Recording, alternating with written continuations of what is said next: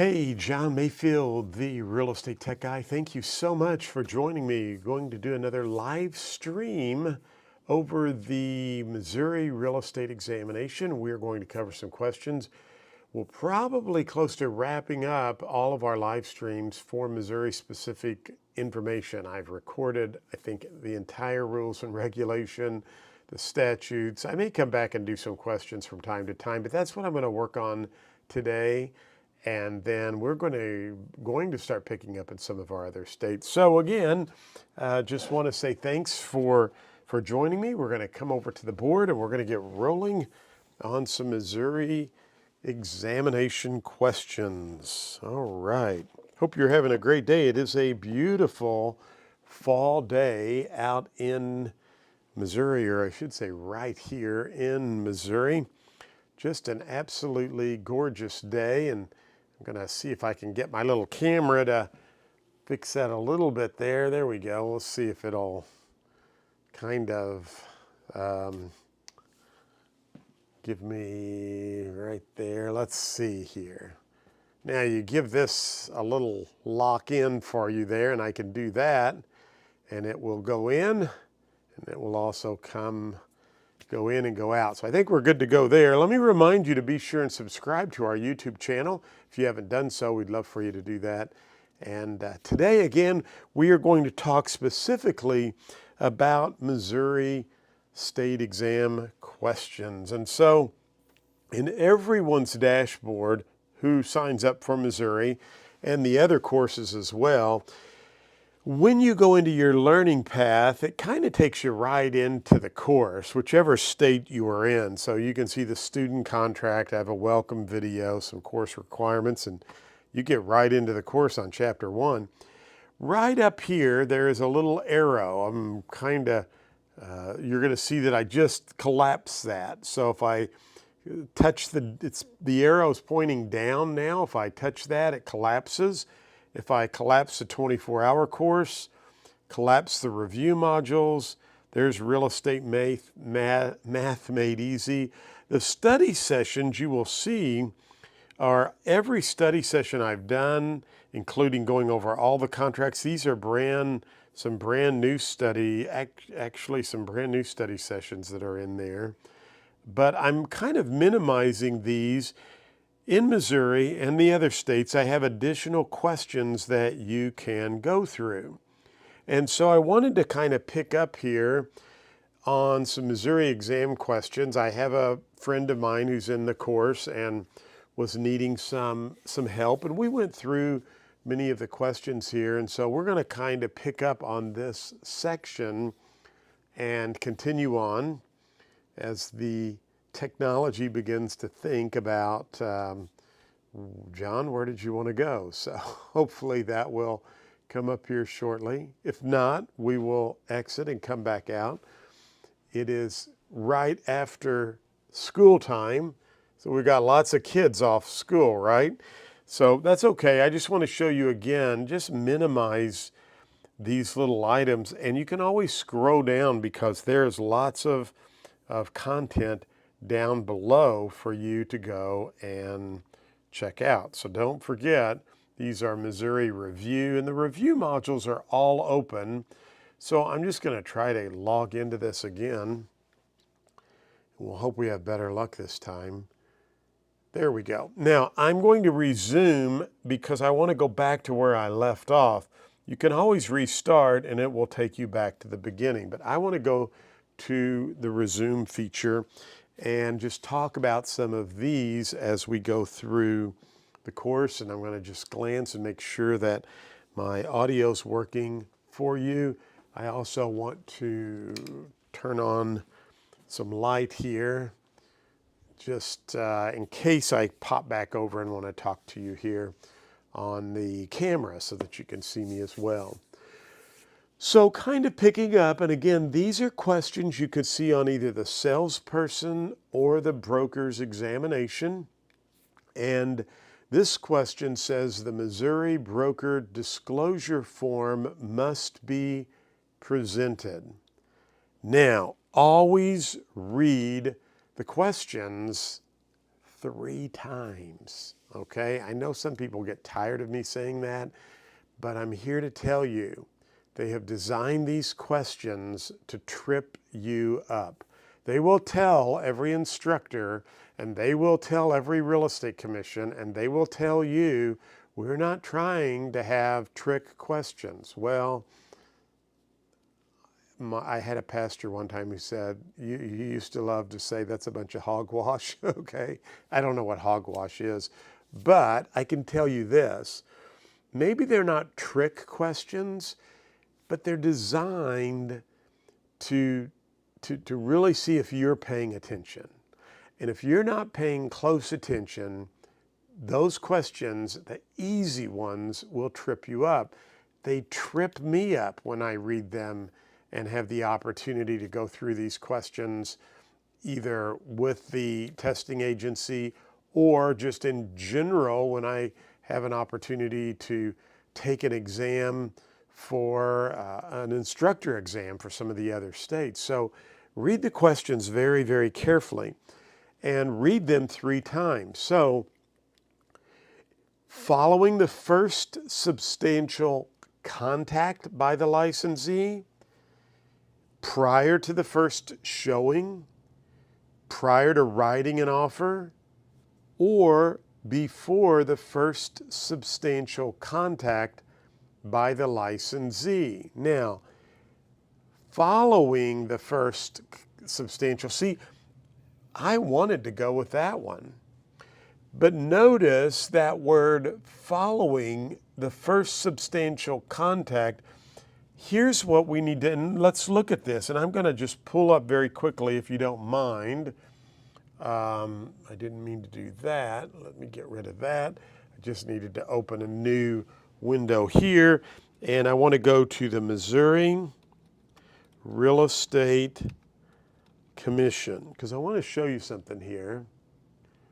And I think that it would be worth you, so I'm going to pull up the Missouri Real Estate Commission, to go down here, and they have some general information.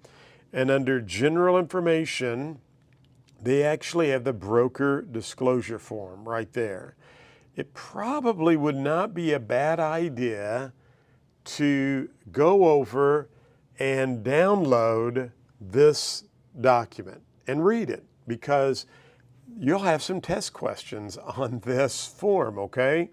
Now, let's just go over here and look at this. Let's see what it says. This disclosure, I'm going to bring up my little marker here. So this disclosure is to enable you, a prospective buyer, seller, tenant, landlord of real estate, to make an informed choice before working with the real estate licensees. Now, if we read on down, and I do not know how those got there.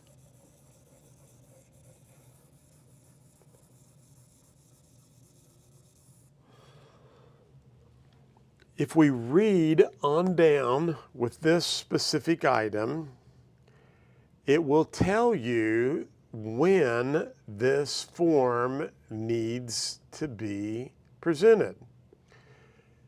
And it gives you other information that's very important for you to know for the examination. So in the second paragraph, it says, Missouri licensees, or Missouri, pardon me, law allows licensees to work for the interest of one or both of the parties to the transaction. The law also allows the licensee to work in a neutral position. That's what we call transactional brokerage. So you can see in this the first 2 sentences, we can work in either, and I'm going to actually download this to the downloads. And I'm going to come over here. I love the visual ability to to make notes for you on the board. And I really apologize here because what I like, I'm a Mac person, so I always use a Mac board. And so I want to, I'm just going to bring up the whiteboard, and I'm going to, at this point, bring in a new whiteboard, and I want to bring that document over here so that we can actually take a look at this. So if I go up here to,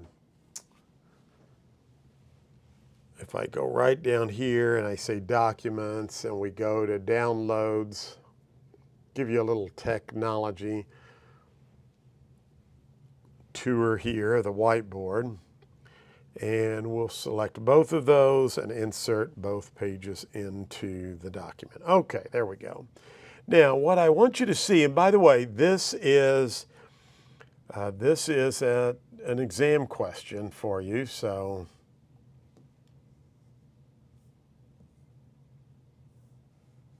and I do not know why.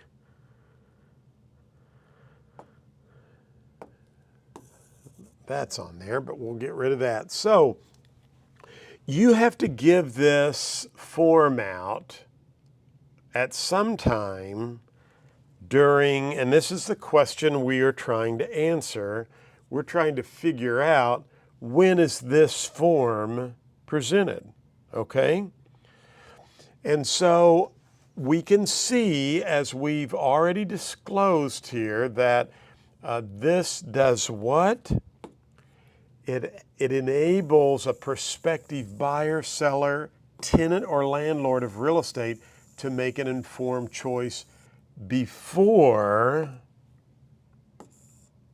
working with a real estate licensee. Now, in the second portion of this, we actually discovered here that we can work as, and then the brokerage company fills this out, and your broker's agency policy, which by the way is required for every company to have an agency policy. That could be an exam question for brokers.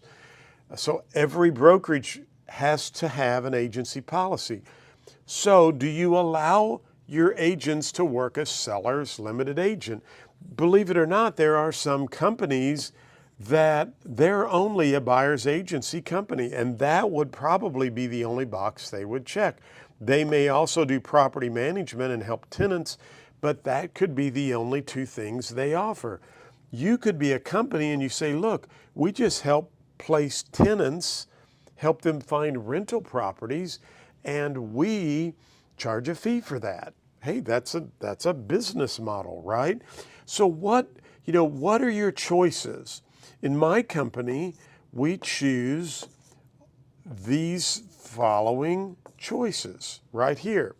We do not offer sub-agency, and that's a topic of another conversation. But every company will have different choices.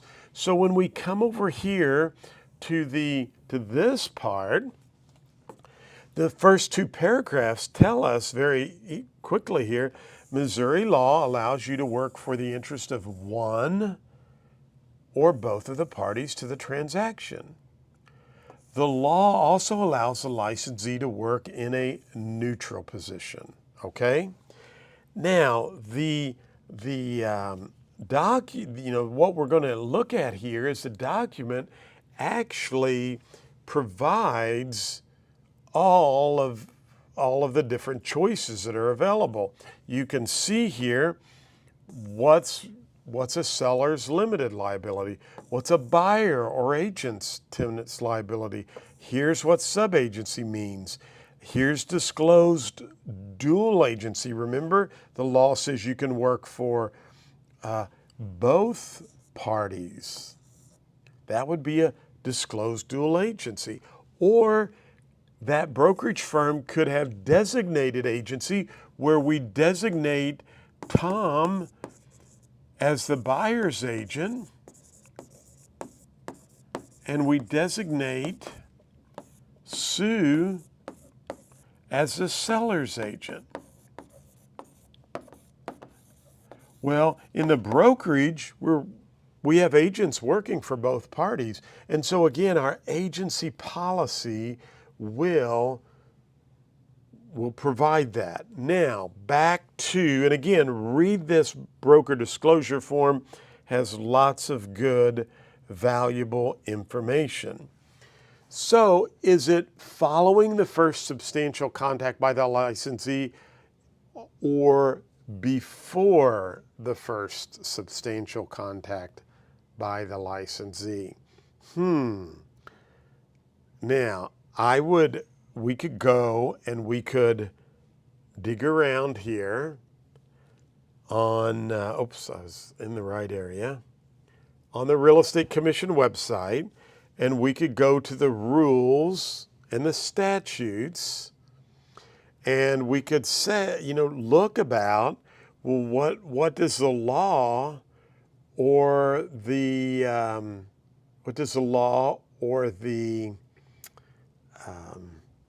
rules say about this situation?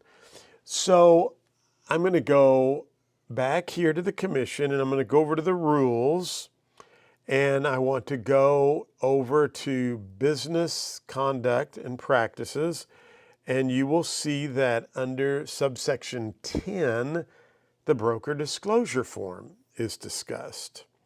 So if I go all the way down here to section 10, and by the way, they're never going to ask you what section number something is from. It's just something that I'm looking at here. So I'm still in subsection 8. Or pardon me, I need to go back down here. You go back. Chapter 8. I went way too far.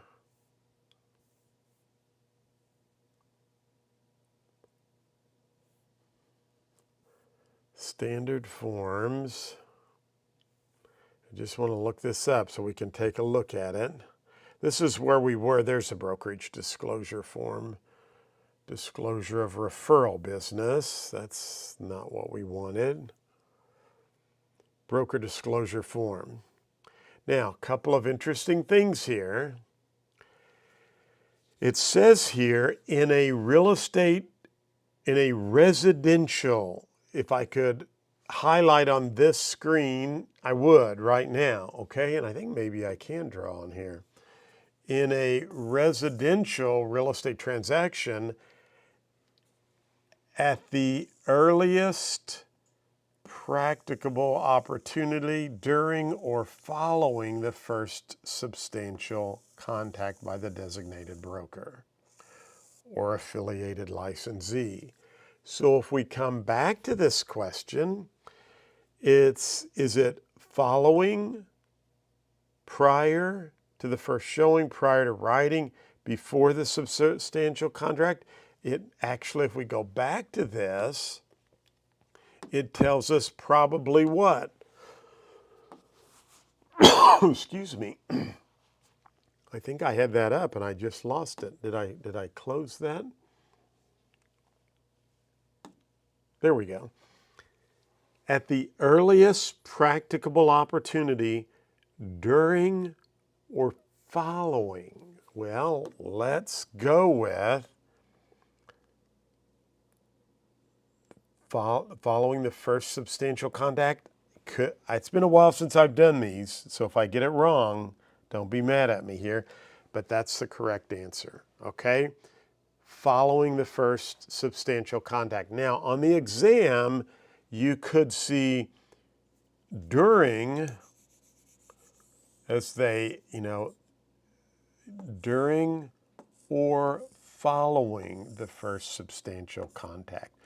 So this broker disclosure form that we looked at has to be presented by you during or following the first substantial contact. Now, again, I want you to understand that the broker needs to have a written brokerage policy. They need to have a written policy for agency. That could be an exam question, especially for you brokers. And you can only put your broker name and address here. You cannot do any other type of printing on this form, advertising, or anything else. It can only contain that information. Okay, you're going to really love the new form, the new layout of our questions, because the one thing I never really liked, and I do get some complaints, is sometimes people would like to read all those choices again, and you will be able to do that, and we'll be launching that any day now. I'm just finishing up a few items here. Okay, so a buyer obtains a $78,000 loan amortized for 30 years with an interest rate of 6.75%. Monthly payments are $505.91. Which of the following statements is true? Well, they're wanting to know how much, you're going to have to do a little T problem here, okay? And so they give you a little bit of information in the problem that we don't really need. So let me kind of bring this over.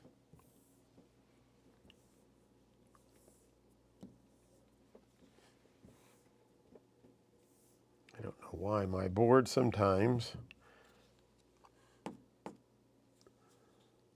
I was using my little frog board, and man, I love that item. So let's see. There it is right there. I need to put a shortcut because this little board does a great job, and the Microsoft board I've been a little bit disappointed in. Let's just do a new page.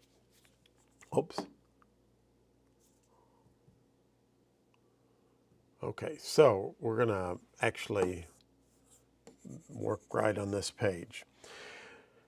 So let's go back over to the problem again. The buyer got a $78,000 loan, right? Amortized over 30 years. So we got a $78,000 loan. 30-year amortization. That could be information that we don't need, but let's go through everything. 6.5% interest rate. And we have, and you want to read these questions very carefully, monthly payments are $505.91. $505.91. And they want to know which of the statements are true. Now, I said read these questions carefully because this, if it's 505.91, is principal and interest. You could see PITI, which is principal, interest, taxes, and insurance. I'm going to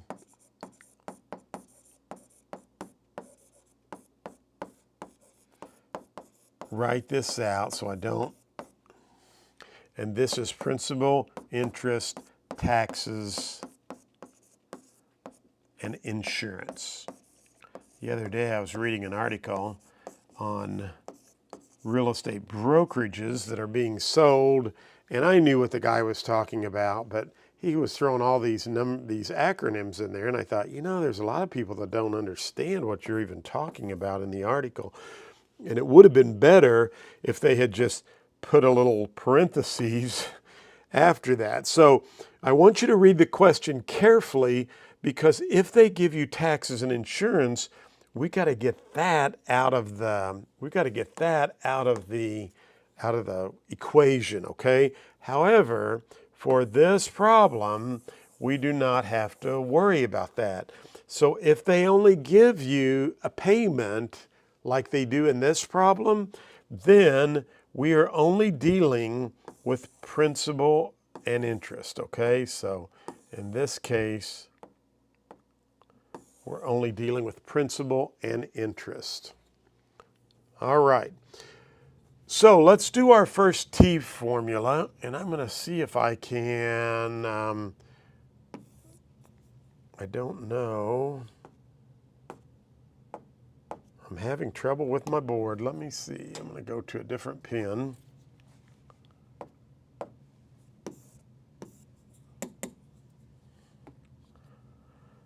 Now let's go back over here.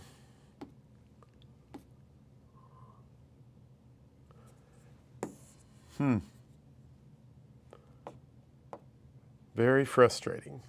What have I done here? There's probably something that I have done, and I'm going to close that.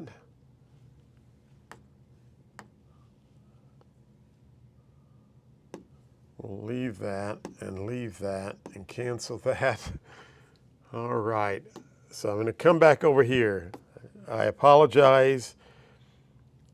I have no idea what's going on here, but all right. So 78,000, I'm going to do a T problem.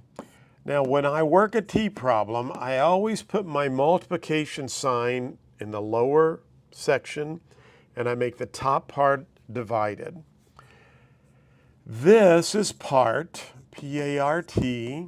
This is total, T-O-T-A-L. And this is the percentage. Well, we know it's 6.5%, right?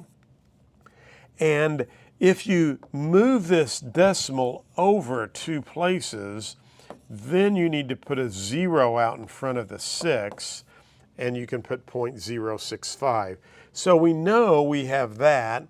The question is, where do we put the 78,000, or 6.75%, pardon me. We'll go back and fix that. So where do we put the 6.75%? Let's fix that right now. We know that's 6.75%. And so, again, move that out, and you have 0.0675. My apologies. I'm having to apologize a lot today, and I don't know why. Because it's the technology doing weird things to me. So 78,000, where does that go? Does it go on top or bottom? Well, the part is always a smaller number, and the total is always a bigger number.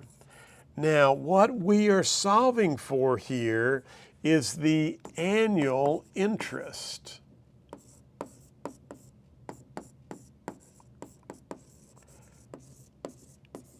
That's what we're trying to find out, because the question gives us the loan balance, 78,000, or the loan, $78,000, and it gives us the rate.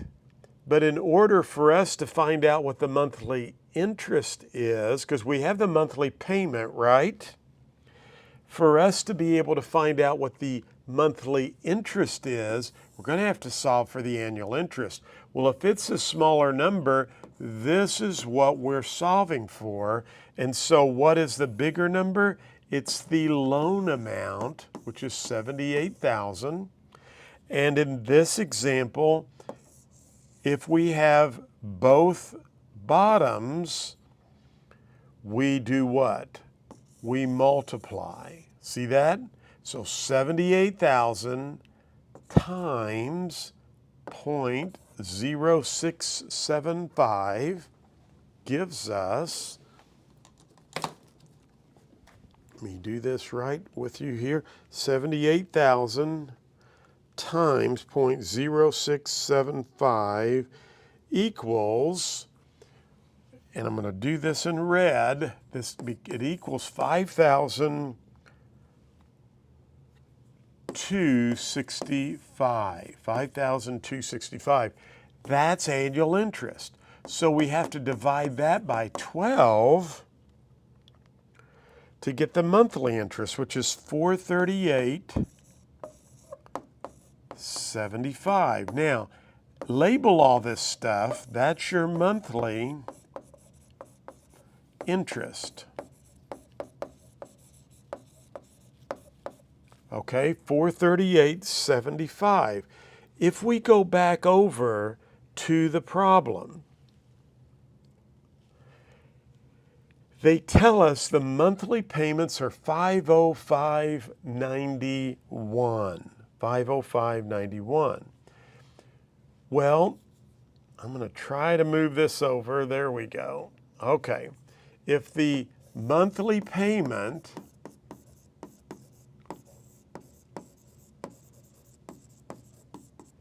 equals 505.91, and I need to check that because I'm just 505.91, and our interest, monthly interest, is 438.75.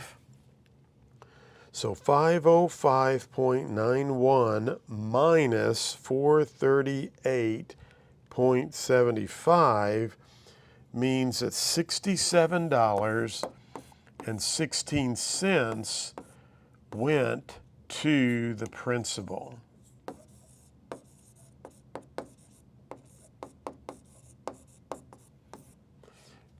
Because remember, this is principal and interest. This is your monthly interest.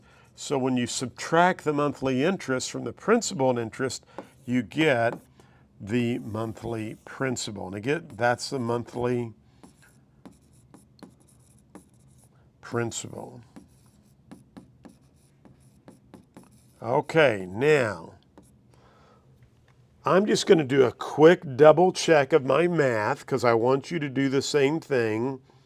78,000 times 0.0675 equals 5,265 divided by 12 gives me 438.75, and 505.91 minus 438.75 equals $67.16. I would normally double check that as I'm going through the problem. So the amount applied to principal in the first month is $67.16. That's true, isn't it? The amount applied to interest the first month is $505.91. No, that's the principal and interest. That's false. The amount applied to interest the first month's payment is $458.75.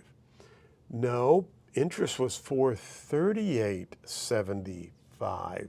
So that's wrong. And the amount applied to principal in the first month's payment is $76.16. They're just trying to get you to transpose some numbers there. So the correct answer is the first answer A, the amount applied to principal in the first month's payment is $67.16. And it's correct, and with all of my problems, you can watch the video on how I did that right there. Okay, the next question. Let me grab a quick drink of water, and let me just see if you have any questions. You can type those in to the chat box right now. So if you've got a question, just write that into the chat box, and I can look right here and answer any of those questions for you, okay? So I'm going to come back over to the board. I'm going to just grab me a quick drink of water, if that's okay with you, and we will continue on.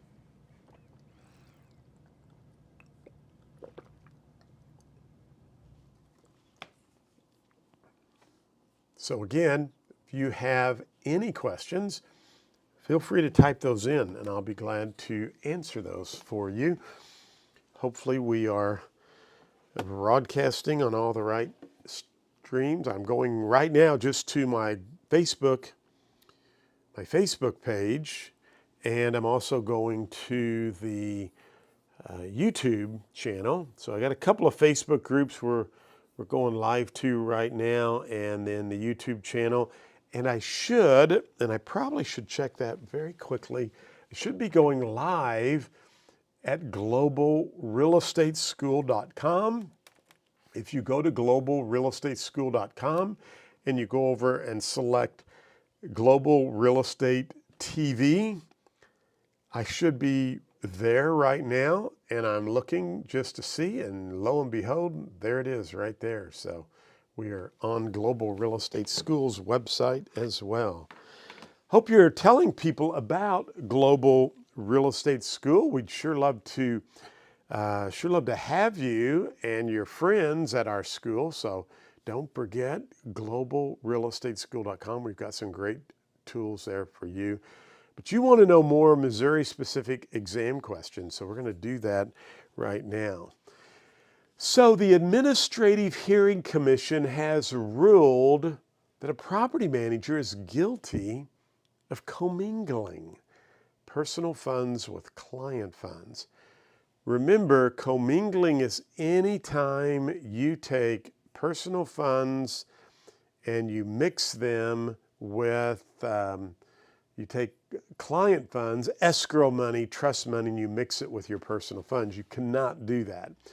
So the AHC, the Administrative Hearing Commission, would notify the Missouri Real Estate Commission that the property manager is guilty and notify the Attorney General that the offense has been committed. I don't recall covering that in the course. Let's read on. Would notify the Missouri Real Estate Commission of the results of the hearing so that the Missouri Real Estate Commission could take appropriate authorized action against the property manager. Well, I'm going to check that box because I like that. But I've always said, do what? Read the problem a couple of times, at least two, okay? Preferably three. So let's continue on. Would recommend that the Missouri Real Estate Commission suspend the license of the property manager until restitution is made, or would immediately suspend the license and send the results of the hearing to the MREC to determine further punishment. Well, I was drawing this out for a friend of mine today. As I mentioned, we were on a call, and I just want to remind you how the whole process works. So if, in this example, a complaint is drawn up on the proper form, okay? And so this is a complaint. And the complaint can be filed by any member of the public, and that would include an agent, right? It could include a broker. That could be any broker, the broker the agent works for. It could be another broker in the community. The complaint could come from a buyer, seller. Again, anyone from the public can file a complaint. And guess what? The complaint could come from the Missouri Real Estate Commission just because they heard or someone verbally called and said, you need to know this person's doing that. So the MREC could initiate that complaint. There was a question that said, how does the Missouri Real Estate Commission handle anonymous or verbal complaints that might come into the office? Well, if it's not on an official form, like I'm drawing here, and it's just verbal or anonymous, the Missouri Real Estate Commission could or could not take action. They could investigate it, or they could just say, that person really sounded nutty. I don't know. I mean, it's their prerogative what they want to do, but just remember they have the option to either investigate or not investigate if it's an oral, verbal, anonymous complaint, okay? But if the complaint comes in on an official document to the MREC, they're going to do two things. Number one, they're going to have a field investigator investigate. And that investigation could be requiring you to supply documents, records, any kind of copies you might have. And you have to do that within 30 days, or you could be subject to disciplinary action, okay? So now the investigation doesn't take 30 days. The investigation could take several months. It's just if they ask you for documents, you've got 30 days to respond and provide those documents as a licensee, okay? So they're going to investigate. That's the first thing they will do. The second thing they will do, and they might read the second thing they will do is they could dismiss it. If they dismiss, they will notify everyone that the case has been dismissed. Now, they could read the complaint right up here and really not have to do any investigation, because remember, this will be on the real estate exam. And if my friend Mark Barker or Lynn Elder or any other DREI is watching right now, this is where I will do a bridge, okay, to another topic we've talked about. Remember that, and I'm bridging back here to this, is that if they read the complaint and they just say, there has not been a violation of any of the license law or the rules and regulations, then they'll just dismiss the complaint at that point, okay? However, if they do hold the investigation and they discover that there is a possible violation, then they will turn this over to the Administrative Hearing Commission. And remember, this is an attorney. I think there are like 3 to 5 of these attorneys, but only one will hear this, and they are licensed to practice before the Supreme Court in Missouri, the Missouri Supreme Court. I'm going to abbreviate. And actually, this AHC, they handle all of the licensing divisions. So, like, they hear things on funeral directors, beauticians, anybody who has to have a license in Missouri. Then if it gets turned over from their branch, someone from the Administrative Hearing Commission will hold a hearing, okay? And so they will, number one, hold the hearing, and you can bring an attorney, and you will present your case in front of the AHC. And the second thing they will do after the hearing is render a decision. And they might not do it that day, but they'll render a decision. And that will either be a violation, right? Or no violation. Now, if there's no violation, I think it's pretty self-explanatory that they're going to just notify the people that filed, everybody that's involved. Same way here. If they dismiss it, they're going to notify everyone this has been dismissed.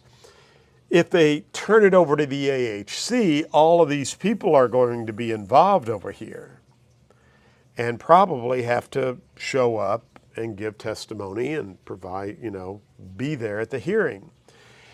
So if there's no violation, that's the process right here.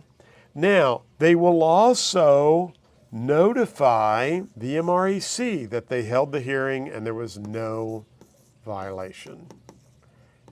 And at that point, the Missouri Real Estate Commission will look at it and they might still want to, I need to double check that, but they will take it up at their next meeting. And I think they still have the opportunity, unless there's been no violation, I don't think they could enact any kind of judgment or punishment or any kind of, because there's been no violation. So it would just come before the MREC and they'd file it and put a note that, it came before the AHC and there was no violation. I do not believe they could still provide any kind of punishment if there's no violation, but I'm going to double check that because I've never thought that, but I don't think you'll see that on the exam, okay?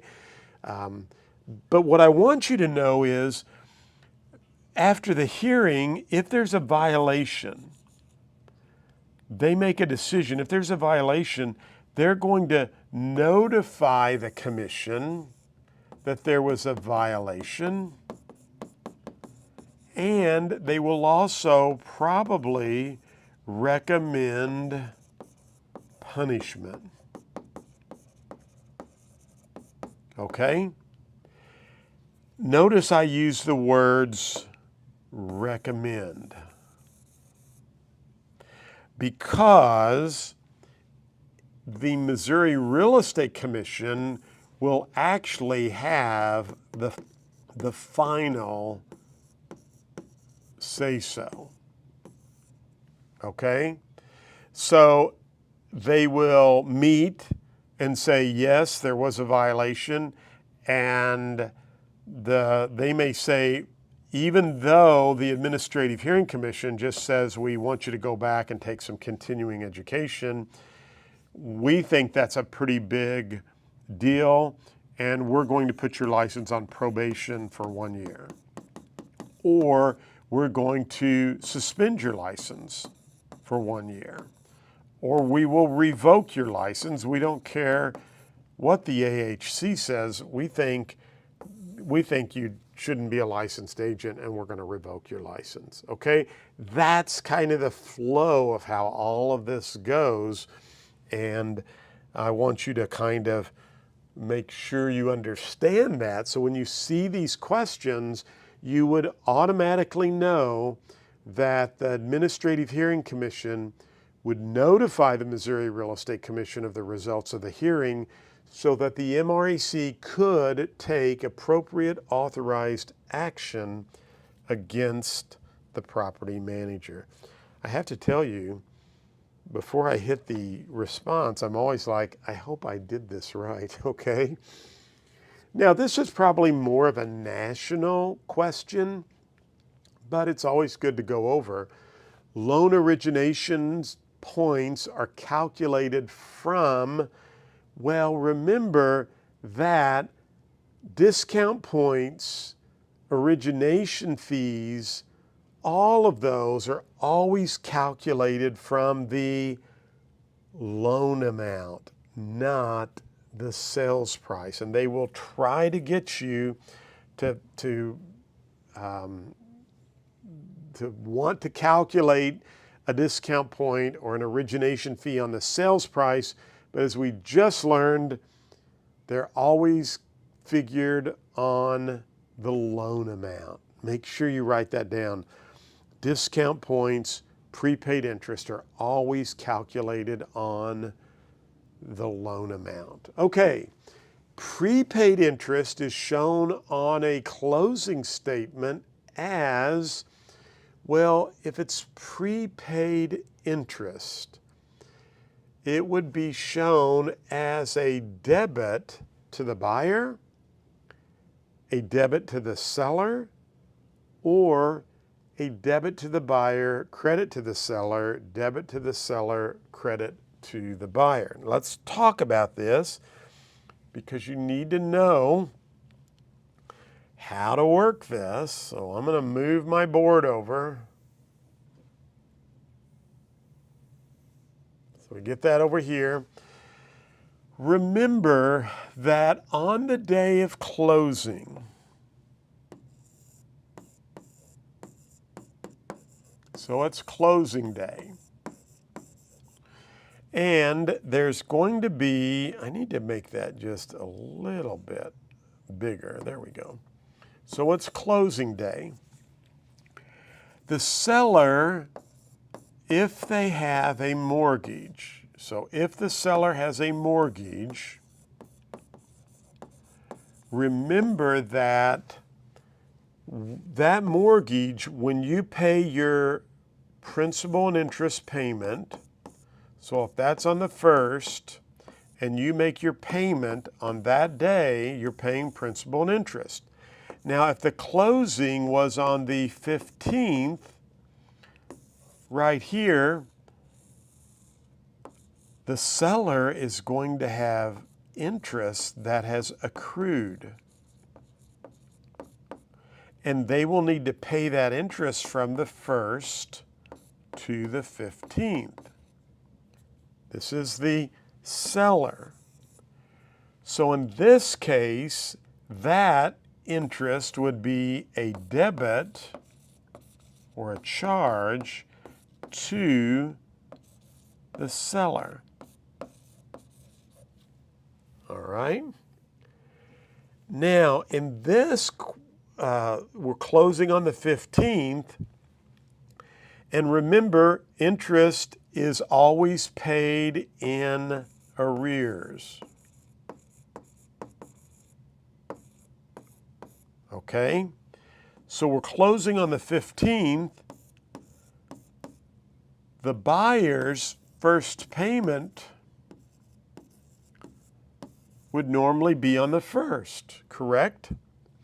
But since we're closing on the 1st, a lot of times the lender will collect interest from the buyer at the closing. So they're going to collect the interest from the buyer at the closing. This was our closing date, the 15th, right? And so in this case, it would be a debit to the buyer because they're collecting prepaid interest from the 15th to the 30th. Now we've got 30 more days, whoops, right? We've got 30 more days here, the next month, and we come to the 1st, and the payment's due. And so when the buyer makes the principal and interest payment here, they're actually paying, because remember, it's in arrears. So they're actually paying the month they just stayed there. It's kind of like a hotel. So what this question was really asking was if there's prepaid interest, collected interest, which is also prepaid, right? You pay it in advance. If there's prepaid interest at the closing, how would that show on the settlement statement? Prepaid interest is shown on a closing statement as, will be shown as a debit to the buyer, okay? And again, that is because of what I just showed you here.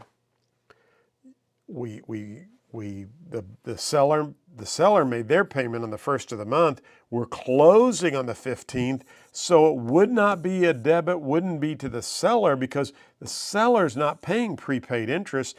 They're paying interest that is due. It's accrued. it accrued each day they were in the home until closing, because you pay your payment on the first and that covers the previous month. When they made this payment back on the first, they were paying for that month. And so it would not be a debit to the seller. Theirs would be accrued interest.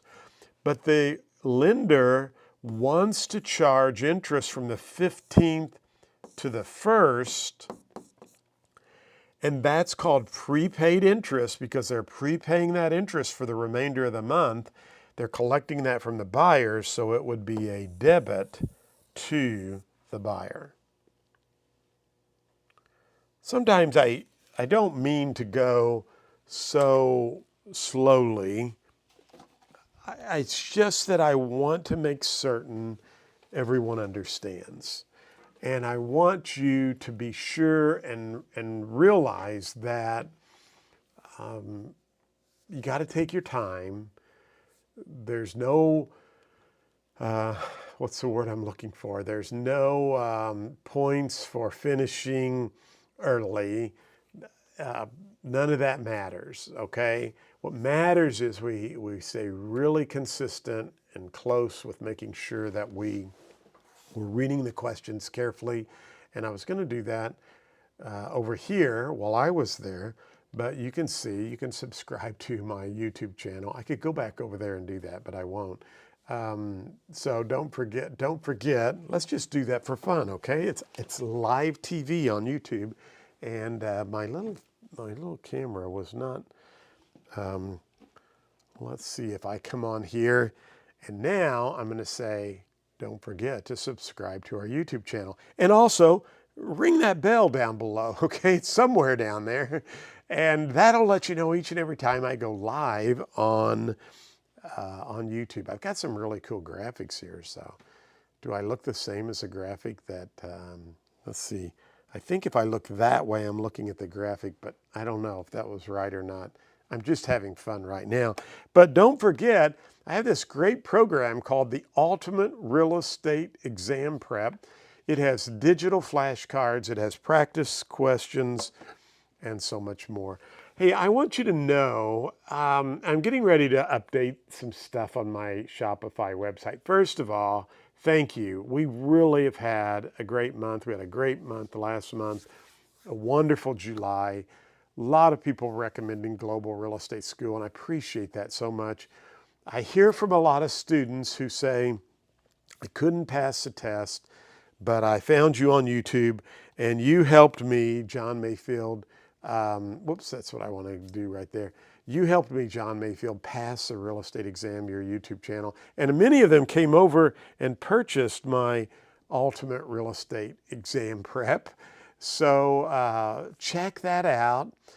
But I was looking today, we're approved in 10 states now. I just got approved in the state of Washington. We'll be launching that on our site shortly. But you know, you're always kind of looking at the competition and the competitors that are out there, and you look at the prices they charge. And when I look at the fine print and different things, you know, you kind of have to be careful. You have to read carefully of what you're getting. And I tell this story, if you've got a moment and you can just kind of hang with me. If not, I understand. But I tell the story about a house my wife and I were fixing up to flip years ago. We were doing that long before HGTV, long before Chip and Joanna, although they took it to a whole different level, and great for them. But my wife and I always used Charlie Oath, Mr. Oath, as our painter. Great guy. I loved Mr. Oath. I went to school with his son, Johnny Oath, who was also a good friend and a great guy. And I believe, I'm not certain, but I don't know if Johnny passed away or not. But anyway, the Oath family, such a great family. And Mr. Oath was a great painter. I mean, excellent. Well, like my wife and I, like anybody, we thought, oh, let's see if we can get somebody that's cheaper, because Mr. Oath was expensive. And so we hired a cheap painter. We thought, man, we're going to make a lot of money on this house. And the painter finished, and we went in, and my wife was crying. And we were like, oh, man, this is awful. we can't sell this house and put our name on it. And so I called Mr. Oath and I apologized. I said, I need you to come back. And he came back and cleaned everything up and got it repainted. And, you know, my wife and I learned a lesson then. You get what you pay for. You do, okay? And that's not saying anything derogatory about any competitor or anybody else. You just get what you pay for. And so I want to just say thank you for supporting Global Real Estate School. I provide a lot of additional tools and resources to help my students pass the exam. I don't have these, you know, basic, middle of the road, premium, ultra deluxe. No, everybody's going to get the same good quality content from me, okay, at the same price. And I don't rarely ever, maybe occasionally have offered a deal here or there, but I'm a real estate broker. And you're going to be a real estate agent. And you know what? I don't want the consumers doing a commissionectomy on you. You need to have integrity pricing. You need to, this is my fee, this is what I charge. And I don't want to be one of those schools that, you know, I had a person tell me, well, sometimes people don't even put the promo code in. Well, you know, that is for them to worry about. But I want to be fair and integrity pricing for everybody. So thank you for supporting Global Real Estate School. If you have any questions, please feel free to reach out to me. Again, I'd love for you to subscribe to my YouTube channel. If you click on that bell, you will know when we go live. And I'm going live tonight at 7 o'clock because I live stream every Thursday night. I've tried to be doing that for the last number of weeks for my students. So tonight we'll be live streaming at 7. So sign up, come on back over tonight. We're going to cover national content, so it doesn't matter what state you're in, and you'll be able to learn some more about passing the real estate examination. So I want to just say again, thank you. I'm coming back over here to my main chair, and I hope you'll come back at 7 o'clock tonight and join us for some more live streaming. Hey, as always, thank you for watching. Go out and make it a great day. Thank you, everyone. Bye.